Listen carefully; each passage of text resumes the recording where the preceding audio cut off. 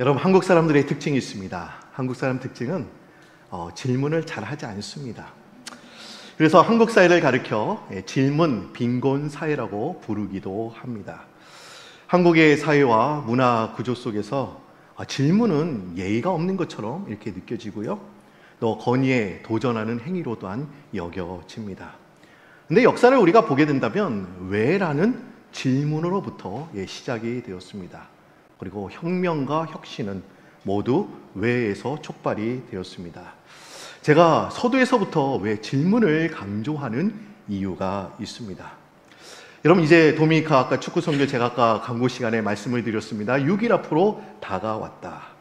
그런데 여러분, 중요한 것은 우리가 질문을 잘해야 된다는 겁니다.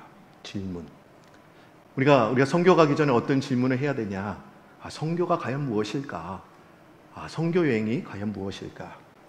근데 우리가 질문을 하기 위한 조건이 있어요. 그것은 알아야 우리가 질문을 할 수 있는 것이죠. 우리가 설명회나 간담회에 우리가 참석을 할 때 설명하고 있는 이론이나 그런 돌아가는 사항을 잘 파악해야 우리가 질문을 할 수가 있습니다. 그래서 질문한다는 것은 그것에 대한 지식이나 또한 생각이나 사고를 갖추고 있다는 그런 의미이기도 합니다. 그런데 우리가 어떤 사항이나 문제에 대해서 한 번이라도 곰곰이 생각해 봐야 우리가 질문할 수 있는 것이지, 그것에 대해서 전혀 알지 못하는 상황에서는 우리가 전혀 질문할 수가 없습니다. 아까 제가 말씀을 드렸어요. 선교 여행은 과연 무엇일까? 선교는 과연 무엇일까? 이런 질문을 가지고 선교지를 향하는 분들과, 그리고 아무런 질문 없이 그냥 생각 없이 많은 분들이 가자고 하니까 그냥 선교지로 향하는 분들의 차이는 뚜렷하게 그 선교 현장에서 또한 나타날 겁니다. 두 분 모두 동일하게 하나님의 은혜와 기적은 다 경험할 것입니다. 그러나 질문을 갖고 출발하는 분들은 깨달음도 더 많을 것이며 또 선교 현지를 더 잘 이해하고 기도하고 돌아오게 될 것입니다. 여러분, 7월과 8월 이제 방학 시즌이죠. 휴가 시즌입니다. 여러분, 휴가를 떠나는 가정들이 많이 있습니다. 저도 1년에 2주간 휴가가 있어요. 근데 아직까지 써먹지 못했습니다. 언제 써먹어야 될까? 지금 이렇게 고민을 하고 있어요. 그런데 저는 휴가 가기 전에 책꽂이에 꽂혀있는 소설가 김영하 작가가 쓴 여행의 이유라는 책을 종종 제가 보면서 출발할 때가 있습니다. 제가 이 책을 한 번이 아닙니다. 여러 번 읽었습니다. 그 이유는 여러 가지 의미가 있겠습니다. 아마 그 이유는 훌륭하고 너무나 좋은 책이기 때문에 제가 읽는 것이며, 아마 제가 심오한 내용을 다 담을 만큼 그릇이 다 되지 못하기 때문에 이 책을 여러 번 읽는 것 같습니다. 그런데 이 작가는 이런 이야기를 해요. 여행이란 무엇인가? 라는 그런 이야기를 합니다. 그런데 저는 이 부분이 생각이 나요. 보통 사람들은 여행을 통해서 뭔가 소중한 것을 얻고 돌아와야 된다, 이런 관념과 기대를 갖고 여행을 떠난다고 합니다. 그러니까 여행은 배움이야. 그러니까 여행 내내 펜을 놓지 않고 열심히 이제 메모를 하는 것이죠. 이스라엘 성지 순례 가서도 그 가이드 해주시는 목사님의 말씀을 이제 하나하나 놓치지 않기 위해서 열심히 이제 메모하는 분들이 분명 있습니다. 그런데 우리가 막상 여행지에 도착해서는 이런 걸 봐야지, 이걸 공부해야지, 그런 것과는 기대와는 달리 다른 현실을 만날 때가 있습니다. 그리고 생각하지 못했던 부분을 깨닫고 돌아올 때가 있습니다. 우리가 뭔가를 배우기는 했습니다마는 우리가 상상과 우리의 기대와는 전혀 다른 이야기를 듣고 우리는 올 수도 있습니다. 그러니까 이걸 꼭 보고 올 거야, 이걸 꼭 배우고 올 거야, 이렇게 규정할 필요가 없다는 것입니다.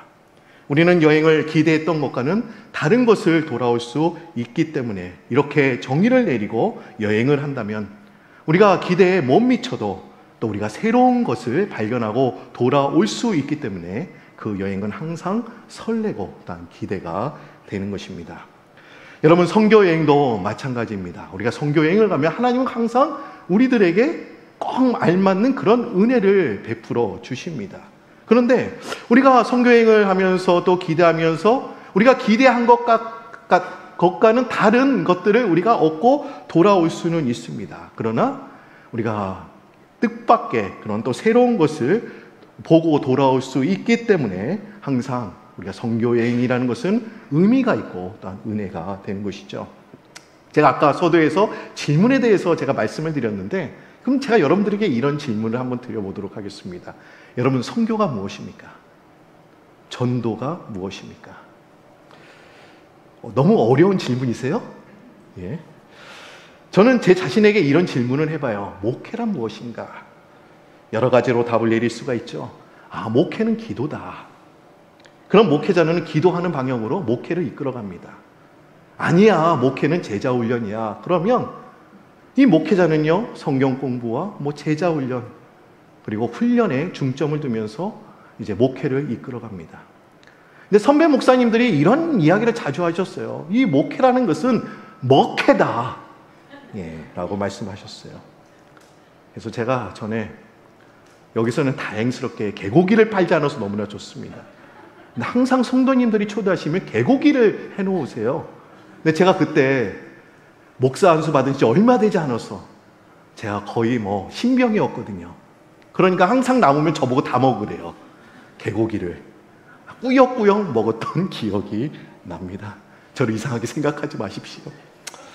근데 성도들 간의 그런 교제와 그런 관계의 중요성 때문에 아마 선배 목사님들이 목회는 먹회다라고 이렇게 말씀을 하신 것 같습니다. 또 우리가 제가 대학 학창 시절 때만 해도 대학은 놀고 먹고 마시는 곳이다, 이렇게 말을 했던 것 같습니다. 그래서 대학 졸업할 때가 가까우면 이제 이 취업 준비하느라 그때 도서관에서 살았던 그런 기억이 납니다. 아까 전에 제가 질문 드렸던 선교란 무엇인가, 전도란 무엇인가, 여러분, 우리가 이 질문이 너무나 중요합니다. 그 이유는 우리가 선교와 전도의 개념을 정확히 알아야 우리가 올바른 전도와 선교를 할 수 있기 때문입니다. 여러분, 설교의 항태자로 불리는 스펄전 목사님이 계십니다. 근데 스펄전 목사님이 목회할 당시에 그는 이제 영국의 메트로폴리탄 타버나클 교회를 목회하고 계셨는데 세계 최대의 교회였습니다. 설교를 잘했기 때문에 세계 최대의 교회로 성장시켰구나라고 우리가 생각을 할 수 있습니다만은, 그가 설교를 잘했다기보다는 그는 혼신을 다해서 전도와 이제 선교의 주제로 또한 설교하고 또 전도와 설교를 가르치고 또 직접 나가서 전도하셨기 때문이었습니다. 이 스펄전 목사님은 전도를 가르쳐 이렇게 이야기를 합니다. 하나님의 복음 진리를 가르치는 것이다. 우리가 성도님들이 전도를 어렵게 생각하는 것은 복음을 잘 알지 못하게 되는 것이죠. 여러분, 복음이란 무엇입니까? 복음이란 모든 믿는 자에게 구원을 주시는 하나님의 능력이 된다. 여러분, 그렇게 복음을 믿으세요? 예, 그렇습니다. 모든 믿는 자에게 구원을 주시는 하나님의 능력이에요. 유앙겔리온, 기쁜 소식입니다. 예수 그리스도 자체가 이제 복음이 되는 것이죠. 근데 전도한다는 이 말에는 어떤 의미가 내포되어 있는지 아십니까? 가르친다라는 말이 내포되어 있습니다. 우리가 누군가를 가르칠 때 알아들을 때까지 우리가 가르치는 것이죠. 그래서 전도라는 것은 복음을 계속 반복해서 또 집중해서 가르치는 것입니다. 일을 마치고 그 사람을 만나서 이제 가르쳤는데 듣지 않는다면 그 다음날 또 만나서 가르치는 것입니다. 그러니까 전도와 선교는 일회성이 되어서는 안 된다는 것이죠. 그런데 우리가 가르치려면 우선 내가 정확히 알아야 우리가 가르칠 수가 있는 것입니다. 그리고 알려면 또 배워야 된다는 것이죠. 그래서 전도자란 우선 성경을 또 배우고 훈련을 받아서 복음의 전문가가 되어야 합니다.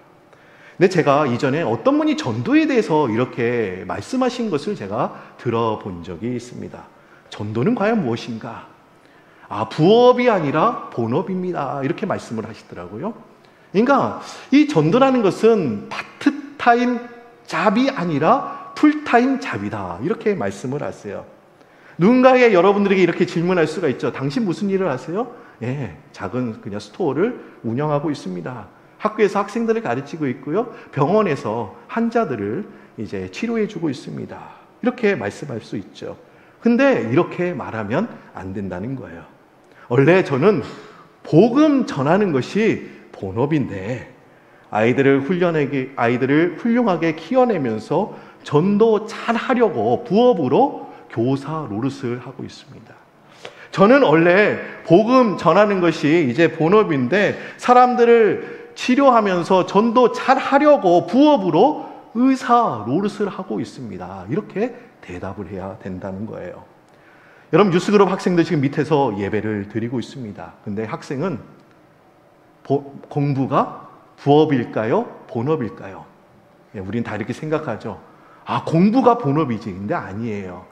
공부는 여러분들 부업입니다. 근데 학생들에게 이런 얘기하면 안 돼요. 공부하지 않습니다. 이 얘기는 공부하지 말라는 얘기가 아니죠. 또한 직장인은 회사 일이 본업이 아닙니다. 학생들과 직장인의 본업은 과연 무엇인가? 전도입니다. 우리가 직장에 돈만 벌기 위해서 우리가 매일매일 출근한다면 인생이 피곤해질 겁니다. 입사 동기는 승진했는데 나는 아직도 말단 회사원이다. 그냥 평사원이라고 생각을 한다면 내가 이런 대접을 받아야 하나? 내가 겨우 몇천 불짜리밖에 안 되나? 라고 생각을 한다면 얼마나 불행하겠습니까?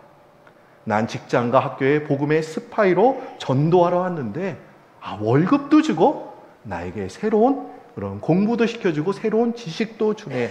이렇게 생각한다면 일하는 것이, 공부하는 것이 얼마나 즐겁겠습니까? 여러분, 우리가 사명을 잃어버리고 살면 얼마짜리 월급쟁이나 몇 점짜리 학생으로 취급을 받겠습니다마는 우리가 전도를 본업으로 산다면 우리의 인생은 즐겁고 우리는 행복해질 것입니다. 그럼 제가 다시 한번 질문을 드리겠습니다. 전도는 부업입니까? 본업입니까?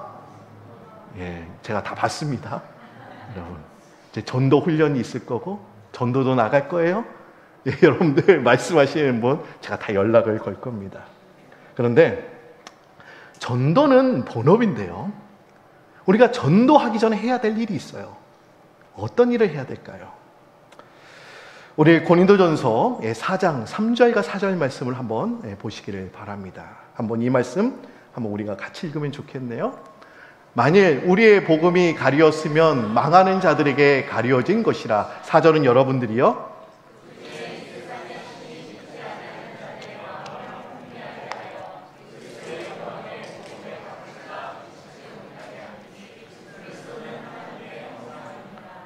예, 교회 밖의 사람들, 믿음의 세계에 들어오지 못한 사람들을 가리켜 그들이 복음을 접하지 못한 이유를 성경에서는 이렇게 말씀하고 있죠. 망하는 자들 때문에, 그리고 이 세상의 신들 때문에 교회 밖에 있는 사람들이 복음을 접하고 있지 못하다라고 성경에서는 이렇게 말씀하고 있습니다. 여러분, 이 망하는 자들, 이 세상의 신은 누구를 가리키는 것일까요? 사단을 가리킵니다. 성경에서는 사단을 어두움의 세상 주관자라고도 명하기도 합니다. 그러니까 이 사단은 사람들의 그 영적인 눈을 멀게 해서 그리스도와 복음의 강체를 볼 수 없게 만드는 것이죠. 지금 이 말은 뭐냐? 지금 교회 밖에 있는 사람들이 지금 수갑과 포승줄로 꽁꽁 지금 묶여 있다라는 것을 우리들에게 말해주고 있는 것입니다. 그런데 우리가 사단으로부터 그 사람들이 묶여있는 수갑과 포승줄을 풀어준다고 한다면 여러분, 사단은요 가만히 있지 않을 것입니다. 왜 그럴까요? 그 이유는 사단은 자신에게 묶여있는 그 사람이 자신의 소유물로 여기기 때문입니다. 그래서 자신의 소유물이 하나 둘씩 이제 뺏긴다고 생각을 하니까 그들은요 가만히 지켜고만 있지 않는다는 것이죠. 그래서 사단은 자신의 백성 세상 사람들이 복음을 듣는 것을 어떻게든 이제 방해를 하는 것입니다. 우리가 전도 대상자들은 그들은 이해할 수가 없을 것입니다. 그러나 선교와 전도 현장에서 복음을 거부하고 불쾌하게 느끼는 영들이 존재한다는 것이죠. 그래서 전도자가 전도 대상자를 위해서 기도하면 지금 전도 대상자를 속이고 복음을 방해하고 있는 사단이 일시적으로 이제 힘을 잃게 됩니다. 그리고 전도 대상자에게 복음이 들어가서 그를 구원하지 못하도록 방해하는 사탄의 그 힘이 잠시 사라지게 되고, 그때 그는 복음을 영접하게 되고 주님을 이제 나의 구주로 시인하게 된다는 것이죠. 여러분, 믿음이 신실한 한 젊은이가 있었습니다. 이 젊은이는 전도를 열심히 했던 그런 사람이었습니다. 그런데 문제는 뭐냐? 열매를 거의 맺지 못했어요. 그는 친구들과 열심히 신앙 토론도 벌였고, 그리고 그는 너무나 스마트한 사람이었기 때문에 논쟁에서 항상 승리했습니다. 하지만 결과적으로 한 사람의 열매도 맺지를 못했습니다. 그는 한 신앙의 믿음의 선배를 또한 만나게 되었습니다. 자신의 상황을 이제 토로합니다. 왜 전도의 열매를 맺지 못하는 것일까요? 그러자 선배가 도리어 이렇게 질문을 합니다. 전도 대상자를 위해서 얼마나 기도해봤냐? 그는 특별하게 따로 기도하는 것이 없다라고 대답을 하자 선배는 몇 번씩 그들을 위해서 기도해 주라고 이제 조언을 해주게 되지요. 그 이후로 그 젊은이는 이제 전도할 친구들의 이름을 수첩에 적어 놓습니다. 그리고 하루에 3번씩 아니면 시간이 나면 4번, 5번씩 기도했습니다. 그리고 얼마의 시간이 지나서 친구들이 복음을 받아들이고 주님을 영접하게 되는 일이 일어났다고 합니다. 그가 하는 말의 내용은 하나도 달라진 것은 없습니다. 그런데 상대방의 반응이 달라지게 된 것이죠. 여러분, 이 젊은이가 구체적으로 마귀의 세력을 결박시켜달라고 기도한 것이 절대로 아닙니다. 주님을 알지 못하는 그들의 영혼을 위해서 기도한 것뿐입니다. 그런데 분명한 것은 이 젊은이의 기도가 마귀의 힘을 일시적으로 무력화시켰다는 것입니다. 그리고 친구의 마음이 열려서 주님을 영접하는 일들이 수시로 일어났다는 것이죠. 여러분, 한국에는요 많은 전도왕들이 있어요. 어떤 왕이 있냐? 진돗개 전도왕이 있습니다. 한 번 물면 놓지 않습니다. 이분한테 걸리면 좋은 말 할 때 순순히 따라가야 됩니다. 저는요 제가 미국에 오기 전에 한국에서 목사 안수를 다 받았습니다. 근데 제가 한국에서 3교회를 섬겼어요. 처음에 섬겼던 교회가 천호동에 있는 광성교회, 그리고 두 번째로 섬겼던 교회가 이제 가천에 있는 가천교회입니다. 여러분, 가천교회는요 유명한 전도왕들이 있었어요. 어떤 고구마 전도왕이 있었습니다. 그리고 아줌마 전도왕이 있었어요. 근데 제가 이 고구마 전도왕은 못 봤어요. 이분이 김기동 그때 집사님인데 이분이 전도보다는 특강을 잘하셨대요. 제가 그때 그 교회 갔을 때. 근데 지금은 목사님이 되셨습니다. 그런데 제가 갔을 때는 고구마 전도왕이 계셨어요. 김이나 목사님. 진짜 힘들었던 거는 쉬는 날 월요일에도 전도하러 교회 가야 돼요. 그리고 권사님과 함께 아파트 전도를 했습니다. 그런데 그뿐 아니라 한국에는 어떤 전도왕이 있냐? 두부 전도왕, 짜장면 전도왕, 낙도 전도왕, 심지어는 족폭 전도왕까지 있다고 합니다. 근데 제가 이걸 소개하는 이유가 있어요.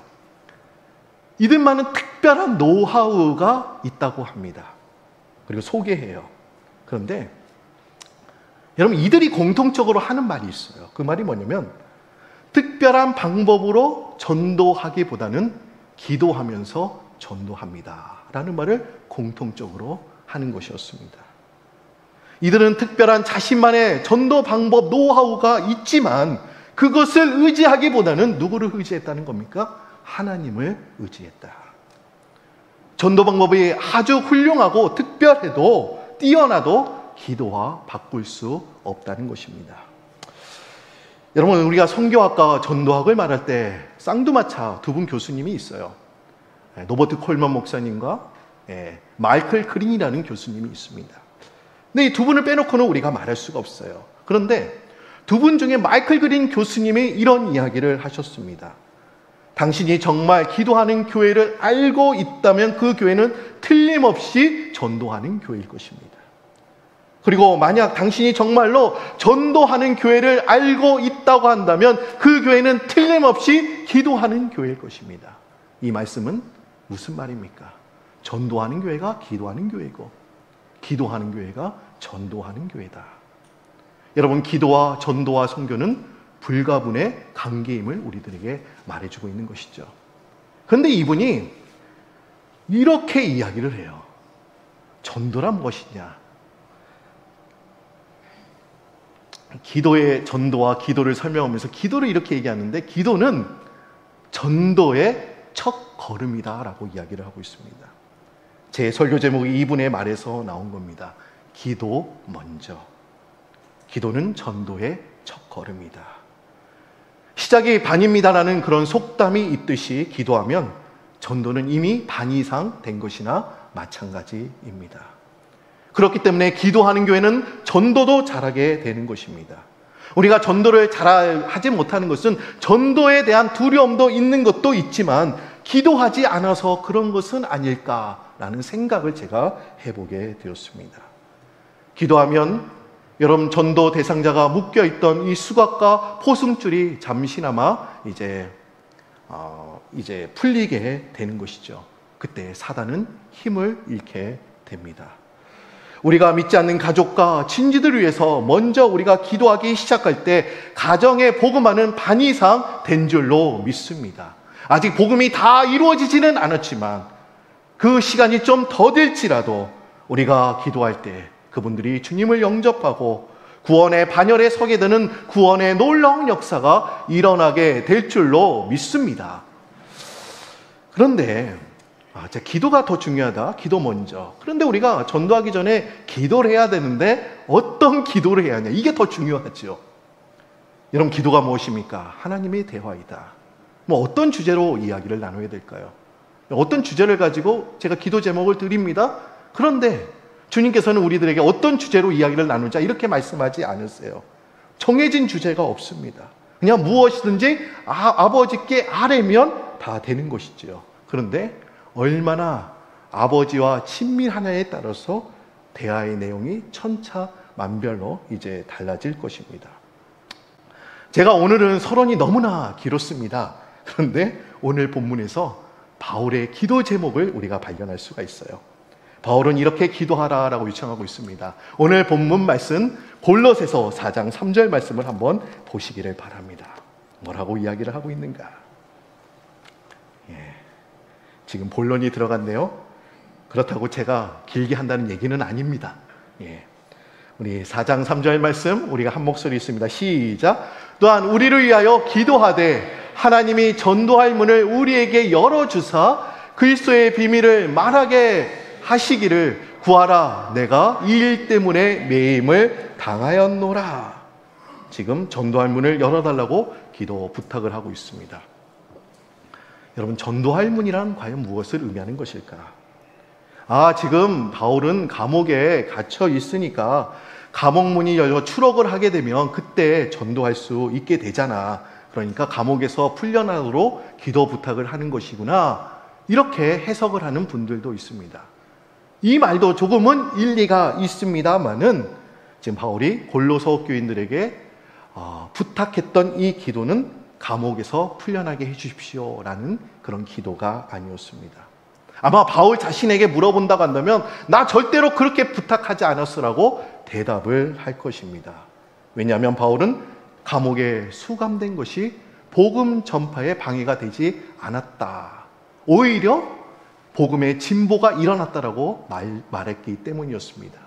여러분, 빌립보서 1장 12절 말씀에 보시면 바울이 이렇게 이야기를 하고 있지 않습니까? 한번 보실까요?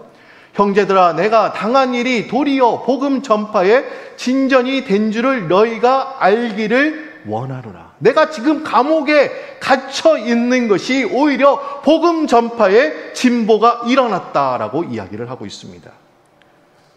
어떤 복음의 진보를 가져왔을까? 그 첫째는 무엇입니까? 성도들은 바울이 옥에 갇혔다는 사실을 생각할 때마다 가슴이 아팠을 것입니다.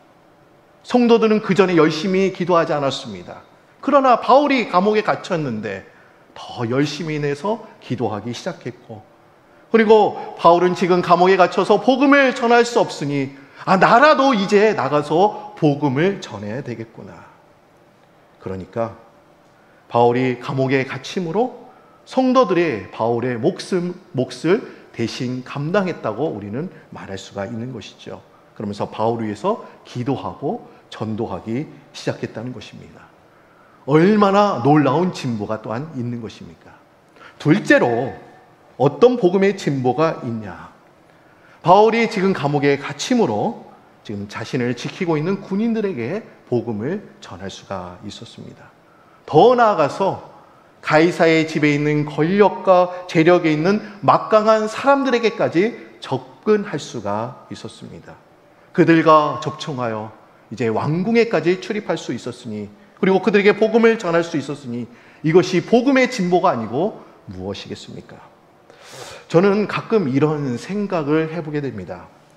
하나님, 이 비즈니스 제가 실패하면 어떻게 전도를 할 수 있겠습니까? 제 막내가 좀 명문대학 아이비리그에 들어가야 되는데 별 볼 일 없는 대학에 들어가면 제 주위에 있는 친구들에게 어떻게 복음을 전할 수 있겠습니까? 제 기도를 들어주시지 않으면 전도의 문이 다 막혀버립니다. 하나님, 사업도 도와주시고 우리 자녀들도 대학문을 열어주세요라고 우리가 기도합니다. 여러분, 우리 입장에서 보면 그럴듯한 그런 논리입니다.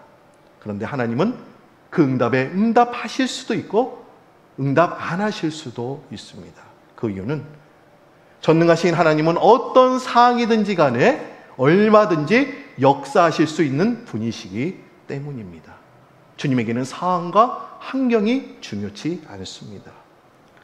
하나님, 제가 이렇게 아프면 어떻게 전도할 수 있겠습니까? 나가서 전도해야 될 사람이 너무나 많은데요. 그런데 여러분들이 아파서 병원에 누워있으면 이제 많은 사람들이 병문안 오게 되죠. 그리고 병문안 오는 사람들에게 얼마든지 복음을 전할 수가 있습니다. 병문안 온 사람들에게 네, 소원이 있다. 내 얘기 들어줄 수 있냐? 그때는 잘 들어줘요.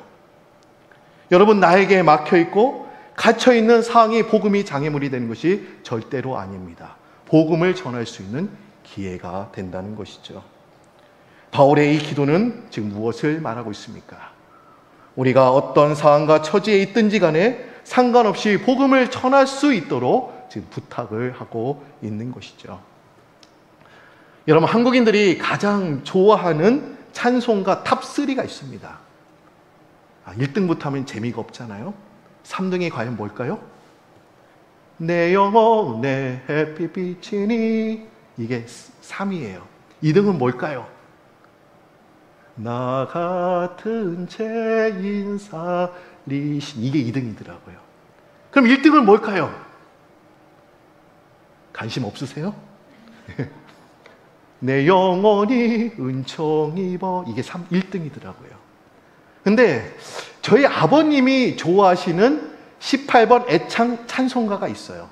찬송가 384장, 나의 갈 길 다가도록. 근데 고 김영삼 대통령도 이 찬송을 즐겨 불렀다고 하지요. 제가 어렸을 당시 저녁 8시 50분만 어김없이 가정 예배를 드려야 했습니다. 근데 왜 하필 9시 50분일까? 그 이유가 있어요. 스포츠 뉴스가 다 끝나면 이제 아버님은 들어가서 주무시거든요. 근데 그때가 너무나 중요해요. 드라마 그 처음 부분을 봐야 되는데 그것 때문에, 예배를 때문에 보지 못했던 경험이 납니다. 그런데 그 예배 시간에 이 찬송가를 자주 불렀어요. 아버님이 좋아하시는 그런 곡이시기도 하고, 또 예배 때 이 곡을 많이 부르다 보니 저도 자연스럽게 이 찬송가를 좋아하게 되었습니다. 한번 이 찬양 불러볼까요? 384장 1절만 불러봅니다.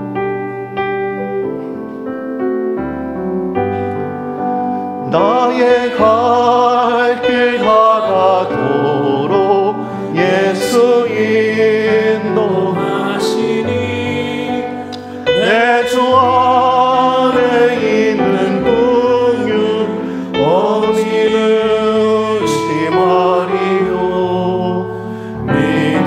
믿음으로 사는 자는 하늘 위로 받겠네.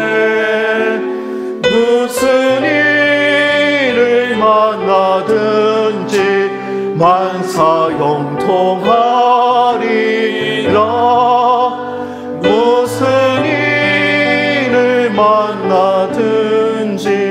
만사형통하리라. 저는 이 후렴을 너무나 좋아해요. 무슨 일을 만나든지 만사형통하리라. 반주 안 하셔도 됩니다, 사모님. 예. 아직 끝나지 않았어요. 여러분, 무슨 일이란 선교와 전도도 여기에 해당이 돼요. 무슨 일을 만나든지 우리는 전도 승리할 겁니다. 우리는 어려운 상황을 만나도 우리는 전도할 수 있게 되는 줄 믿습니다. 여러분, 스코틀랜드에서 성경 비평학을 가르치시고 성경 주석을 쓰셨던 윌리엄 바클레이 교수님이 계십니다. 우리 목회자분들이 이 성경 주석을 많이 보세요. 근데 이분이 골로새서 4장 3절 말씀을 이렇게 주의했습니다. 제가 읽어드리겠습니다. 바울이 감옥 문을 열어달라고 기도하지 않고 전도의 문을 열어달라고 기도하는 순간, 여기가 중요해요.